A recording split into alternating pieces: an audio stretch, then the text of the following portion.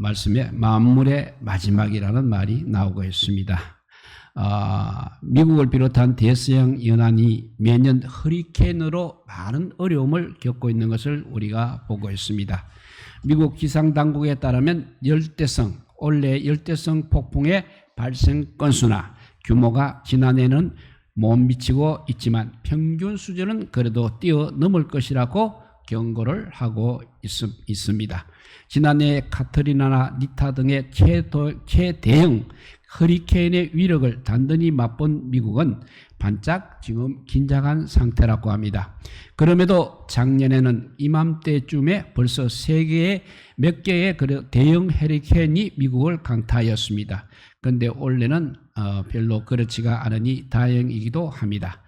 허리케인이 저 남쪽에서부터 생성되기 시작하면 미국까지 도착하려면 한 주나 두 주 전에 벌써 경계 예보가 나갑니다. 허리케인의 강도와 코스에 대해서는 계속해서 예보를 전해주고 있습니다. 요새는 과학이 매우 발달해서 허리케인 관측소에서 예측하는 속도와 코스가 거의 맞게 되어 있습니다. 그래서 많은 사람들이 일기예보에 따라 준비를 하고 집을 떠나야 한다면 부지런히 짐을 챙겨서 집을 미리 떠나기도 하는 것입니다. 그러나 반대로 있는 사람이 있습니다. 어떤 사람들은 아무리 경고를 해도 듣지를 않습니다. 주변에서 짐을 챙기고 준비를 해도, 그리고 길가에 피난 가는 자동차가 가득해도 눈 하나 깜짝하지 않고 오히려 그들을 비웃기도 합니다. 그런데 그렇게 마지막 순간까지 고집을 부리다가 막바지에 가서 막바지가 다 되어서 도피하려고 하니 때는 이미 늦은 것입니다. 우리는 지금까지도 작년에 뉴올리언즈의 제방뚝이 무너지며 온 뉴올리언즈 시가 물에 잠기는 처참한 일을 우리가 기억하고 있습니다. 대형 허리케인이 뉴올리언즈를 치게 되면 뚝이 무너질 수 있다고 온 시가 물에 잠기는 참변을 당할 수 있다고 뉴올리언즈에 살아본 사람이라면 그이가 들어본 이야기라고 합니다. 지난 수십 년, 아니 100년이 넘도록 한 번도 당해보지 않은 일이라 설마 하다가 설마가 사람 잡는 일이 작년에 드디어 발생하고 말았습니다. 평소에 이미 알고 있던 일, 준비하고 있었으면 그런 참화는 겪지를 않았을 것입니다. 오늘 본문에도 보면 베드로 사도는 이제 만물이 가까웠다고 했습니다. 그런데 이 세상은 베드로 때도 만물의 마지막이었습니다만 베드로 후에 2000년이 넘도록 마지막을 아직 맞이하지 않고 있습니다. 그러나 성경 말씀은 하나님의 말씀입니다. 하나님께는 하루가 천년 같고 천년이 하루 같다고 하셨습니다. 지금까지 아무 일 없다고 설마 하다가 준비 없이 마지막을 맞이하는 분이 한 분도 없기를 주님의 이름으로 부탁드립니다. 오늘 베드로 사도는 마지막 시대를 살아가는 우리 그리스도인의 삶에 대하여서 기록하고 있습니다. 마지막 때를 살아가는 그리스도인은 과연 어떤 삶을 살아야 하는 것입니까? 오늘 본문을 중심으로 함께 살펴보며 하나님의 말씀에 귀를 기울이고 말씀에 따라 우리 모두 준비하는 그런 성도들이 되시기를 주님의 이름으로 다시 한번 부탁드립니다. 첫 번째로 마지막 때를 살아가는 성도의 삶은 항상 타인 중심의 삶이 되어야 됩니다. 오늘 말씀에서 베드로 사도는 서로 사랑하라고 그렇게 권고하고 있습니다. 그것도 열심히 사랑하라고 말하고 있습니다. 그리고 남을 잘 대접하라고 말씀하고 있습니다. 기독교 교회나 단체나 성도들은 태생적으로 남을 돕는 일을 위해서 부름을 받았습니다. 남을 돕는 일로 인해서 부름을 받았습니다. 교회나 그 어떤 기독교 단체가 세워진 것은 스스로 어떤 몸집을 키우기 위해서 세워지지는 않았다는 것입니다. 모두가 이타적 목적을 위해서 세워진 것이 기독교 단체입니다. 교회입니다. 교회를 세워서 복음을 전해서 하나님의 사랑을 알려서 사람들로 구원의 은혜를 잊게 해주고, 또 병원을 세워서 육신의 질병도 돌봐주고, 고아원을 또 세워서 고아원들을 고아들을 돌봐주고 또 양로원을 세워서 갈 것 없는 노인들을 보살피며 쉼터를 보살피고 또 쉼터를 세워서 집 없는 사람들의 거처가 되게 하는 것입니다. 자연재해가 또 발생하게 되면 교회마다 각 기독교 단체마다 이제 모금 운동을 펼쳐서 도움의 손길을 베풉니다. 또 전쟁이 나게 되면 안전한 곳에 피난처를 띄어서 피난민들에게 거처와 먹을 것과 입을 것을 공급해 주는 것이 바로 교회와 기독교 단체가 세워진 목적이라 할 수 있겠습니다. 또 계속해서 학교를 세워 글을 가르치고 사회에 공헌할 인재까지 양성을 하고 있습니다. 한국의 우리나라의 경우 현대 병원의 시작은 거의가 기독교가 세운 병원이었습니다. 학교도 초등학교에서부터 대학에 이르기까지 최초의 현대식 교육기관은 거의가 기독교가 세운 기관입니다.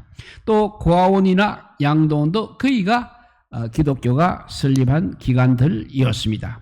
기독교의 기관들이라든지 교회가 교회나 모두가 설립의 목적이 바로 자기를 위한 것이 아니라 모두가 다른 사람을 돕기 위한 이타적 목적을 위해서 설립이 되었다는 사실입니다. 물론 이와 같은 단체들에서 일하는 사람들은 모두가 또 기독교인들이겠습니다. 우리가 교회로 사람들을 인도하고 함께 교회를 이루어가는 목적도 바로 우리 교회를 크게 만들려는 그런 목적이 아니라 하나님의 사랑을 모르는 많은 사람들에게 복음을 전해주고 하나님의 사랑을 나누어서 구원에 이르는 믿음을 가지도록 도와줄 뿐 아니라 하나님의 사랑과 은혜를 받고 누리는 삶을 살도록 도와주려는데 바로 그 목적이 있는 것입니다. 그러니까 모두가 다 이타적인 목적이 되겠습니다. 우리 하나님께서는 요한복음 13장, 예수님께서는 13장, 요한복음 13장 33절에서 34절에 세 계명을 너희에게 주노니 서로 사랑하라.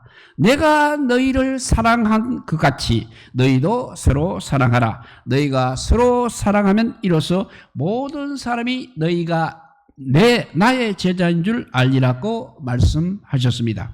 사도 바울은 또 고린도 교인들에게 사람의 방언과 천사의 말을 할지라도 사랑이 없으면 소리나는 꽹가리가 된다고 했습니다. 골로새서 교민들에게는 모든 것 위에 사랑을 더하라. 이는 온전케 매는 띠라고 했습니다. 또 로마 교인들에게는 피차 사랑의 빛 위에는 아무 빛도 지지 말라고 했습니다. 또 에베소 교인들에게는 그리스도께서 너희를 사랑하신 것 같이 너희도 사랑 가운데 행하라고 했습니다. 그리고 요한 사도는 요한일서 4장 7절에서 8절 사랑하는 자들아 우리가 서로 사랑하자. 사랑은 하나님께 속한 것이니 사랑하는 자마다 하나님께로 나서 하나님을 알고 사랑하지 아니하는 자는 하나님을 알지 못하나니 이는 하나님은 사랑이심이라 했습니다. 오늘 본문에서도 베드로 사도는 무엇보다도 뜨겁게 서로 사랑할지니 서로 대접하기를 원망 없이 하고 각각 은사를 받은 대로 하나님의 여러 가지 은혜를 맡은 선한 청지기 같이 서로 봉사하라고 하였습니다. 세상이 이렇게 불행한 원인은 무엇이겠습니까? 바로 사랑의 결핍인 것입니다. 성도는 이렇게 사랑을 위해서 만들어졌습니다. 또 사랑 안에서 인생의 행복과 만족을 발견하게 되는 줄을 믿으시기 바랍니다. 이렇게 첫 번째로 마지막 때를 살아가는 성도의 삶, 첫 번째는 바로 타인 중심의 삶이라고 했습니다. 두 번째 마지막 때를 준비하고 살아가는 성도의 삶은 이 타인 중심일 뿐만 아니라 믿음 중심이라는 것입니다. 그리스도인은 보이지 않고 들리지 않고 만져지지 않는 하나님을 역동적으로 바라보며 하나님을 적극적으로 그리고 의욕적으로 의지하는 사람들이 바로 그리스도인입니다.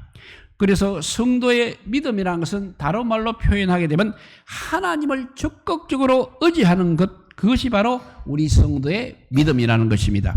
즉 자기 의존적 사람이 이제는 하나님 의존적 인생으로 바뀌는 것이 우리 성도의 삶인 것입니다. 원래 세상적으로는 자기 의지가 약하고 제3자 의지가 큰 사람은 소극적인 사람이라고 합니다. 그러나 성도는 자기 의지에는 항상 소극적이고 하나님 의지에는 항상 적극적이고 의욕적이어야 합니다. 인생을 자기 자신의 노력과 능력에 따라 살아가지 않고 하나님의 도우심과 하나님의 힘에 따라 살아가는 그런 하나님을 의욕적으로 의지하고 살아가는 사람이 바로 성도라는 것입니다. 그래서 우리 성도는 항상 하나님의 은혜를 사모하며 살아가고 있는 것입니다. 그러니까 하나님 은혜 없이는 살아갈 수 없다고 그렇게 고백해야 하는 것입니다. 성경은 여호와를 앙망하는 자는 새 힘을 얻으리라고 하였습니다. 성도의 삶은 새 힘을 한 번 받고 마는 것이 아니라 계속해서 새 힘을 받아야 하는 것입니다. 그러기 위해서는 계속해서 또 여호와 하나님을 앙망해야 합니다. 성도는 말씀을 통해서 먼저 이타적인 사랑을 배워야 합니다.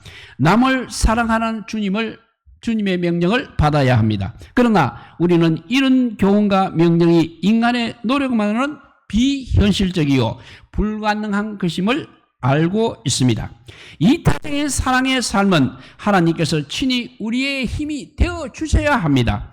그리고 우리의 힘이 또 우리의 의지가 되어 주셔야 이타적인 사랑의 삶을 살 수 있는 것입니다. 하나님께서 우리 마음에 성령을 통해서 감동을 주시고 하고자 하는 의욕을 주시고 할 수 있는 힘과 능력을 반드시 공급해 주셔야 하는 것입니다. 그래서 우리 성도는 하나님과 끊임없이 관계를 맺어야 합니다. 그리고 삶의 순간순간 하나님을 의지하는 믿음의 삶을 살아야 하는 것입니다. 그럴 때 우리의 삶은 넘어지고 변함없는 연약한 인간의 모습이 아니라 힘있고 능력 있는 하나님의 성령이 인도하는 성도의 삶을 살게 되는 것입니다. 그래서 베드로는 누가 말하려면 하나님의 말씀을 하는 것 같이 하라고 했습니다. 또 누가 봉사하려면 하나님의 공급하시는 힘으로 하는 것 같이 하라고 하였습니다.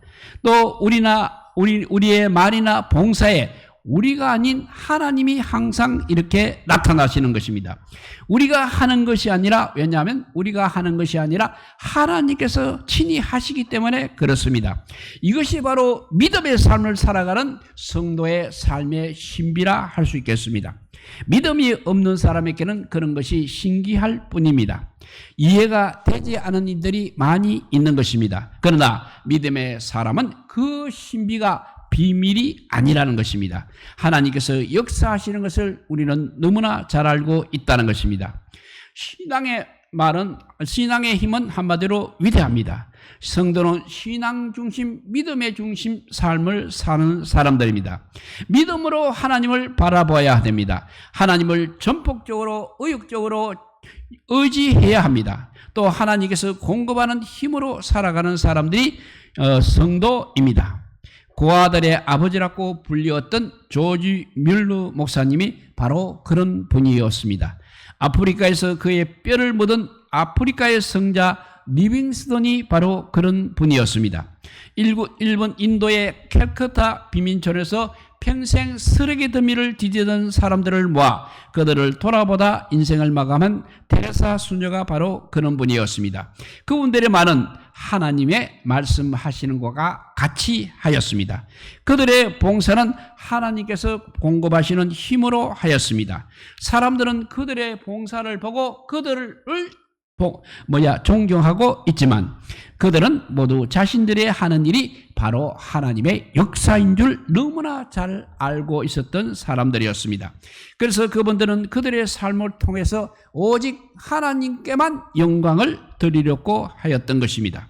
이는 범사에 예수 그리스도로 말미암아 하나님이 영광을 받으시게 하려 함이니 그에게 영광과 권능이 세세에 무궁토록 있느니라 하였습니다. 믿음의 사람은 이렇게 이타적 사랑의 삶을, 그리고 하나님을 전폭적으로 또 의욕적으로 의존하며 이루어내는 사람들입니다. 우리들도 믿음으로 이타적 사랑의 삶을 순간순간 경험하며 신앙의 신비와 강력을 날마다 경험하며 마지막 때를 맞이하시는 성도들이 되시기를 바랍니다.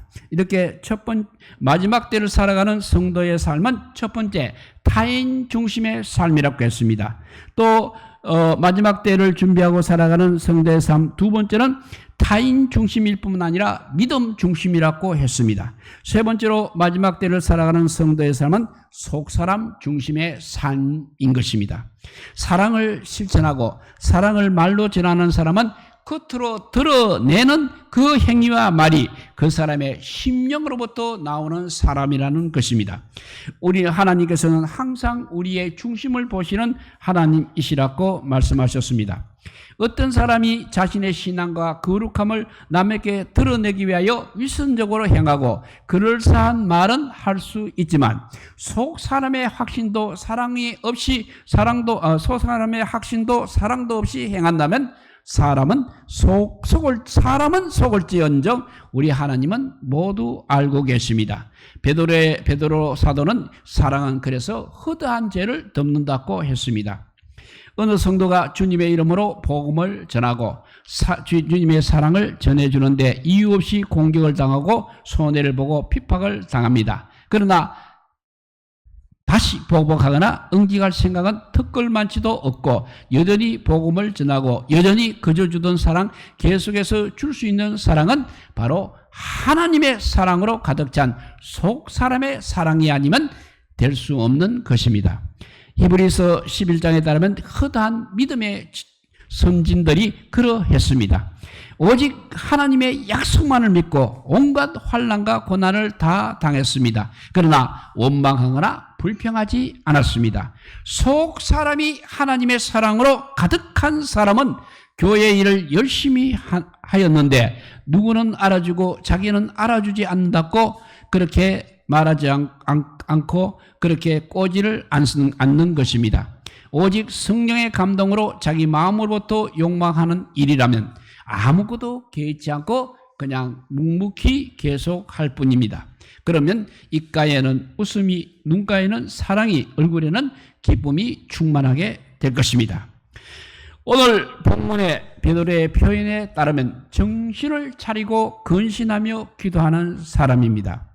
이런 사람은 순간순간 감정의 기복에 따라서 변화무쌍하게 움직이지를 않고 있습니다. 왜냐하면 정신을 차리고 사는 사람이기 때문입니다. 또 자기를 조종할 줄 아는 사람이기 때문입니다. 오직 하나님의 뜻에만 관심이 있고 주님의 일에 부지런하고 또 즐겁고 한 뒤에는 감사만 뒤따를 뿐인 것입니다. 이제 오늘 말씀을 정리해보면 세 가지를 말했습니다. 마지막 때를 살아가는 그리스도인의 삶의 특징 세 가지. 첫째는 이타적인 사랑의 삶. 두 번째는 하나님을 전적으로 믿는 믿음의 삶. 세 번째는 외식이 아니라 중심에 따른 삶을 사는 사람들이라고 했습니다. 이런 사람은 육신적인 노력이나 헌신만으로는 이룰 수 없습니다. 주님의 사랑으로 또 하나님의 능력으로 성령의 역사로 할 수 있는 것입니다. 우리들은 하나님께서 도우심으로 하나님의 은혜를 받아 마지막 하나님께서 우리를 부르시는 바로 그 순간까지 우리들의 삶을 통해서 항상 하나님의 영광을 드러내는 축복의 성도들이 다 되시기를 우리 주님의 이름으로 축복드립니다. 기도하겠습니다. 사랑의 하나님 감사합니다. 베드로 사도가 우리에게 마지막 때 귀한 것을 가르쳐 주었습니다. 우리는 그냥 열심히 살면 되는 줄 알았습니다만은 그렇게 사는 삶이 바로 이타적 사랑의 삶이요 믿음의 삶이요 중심에 따른 삶이라고 우리에게 가르쳐 주었사오니 아버지여 우리가 이 마지막 때 어떻게 살아야 할지 방향을 바로잡게 하여 주시옵소서. 그냥 멈칫하다가 이 아버지의 삶을 잃어버리지 않게 하여 주시고 또 아버지여 나 자신을 위해서 열심히 살다가 나 자신이 아버지 억울하게 망하는 그런 아버지 어리석은 삶을 살지 않게 하여 주시옵소서. 하나님이 기뻐하시는 삶을 살게 하여 주셔서 결국은 그 모든 것들이 다 하나님의 영광을 나타내는, 영광을 드러내는 귀한 삶이 되게 하여 주시옵소서. 이제 마지막에 아버지 사탄이 우리를 넘어뜨리려고 하고 있습니다. 그럴 때에도 이 세 가지 삶을 통해서 우리가 정말 하나님께서 기뻐하시는 삶을 살아서 하나님의 영광이 나타날 뿐만 아니라 천국에도 우리의 상이 쌓아지는 역사가 일어나는 우리 성도들 다 되도록 인도하여 주시기를 주님의 이름으로 기도하옵나이다. 아멘. 예, 우리 찬송가 488자입니다. 이 몸의 소망 무언가.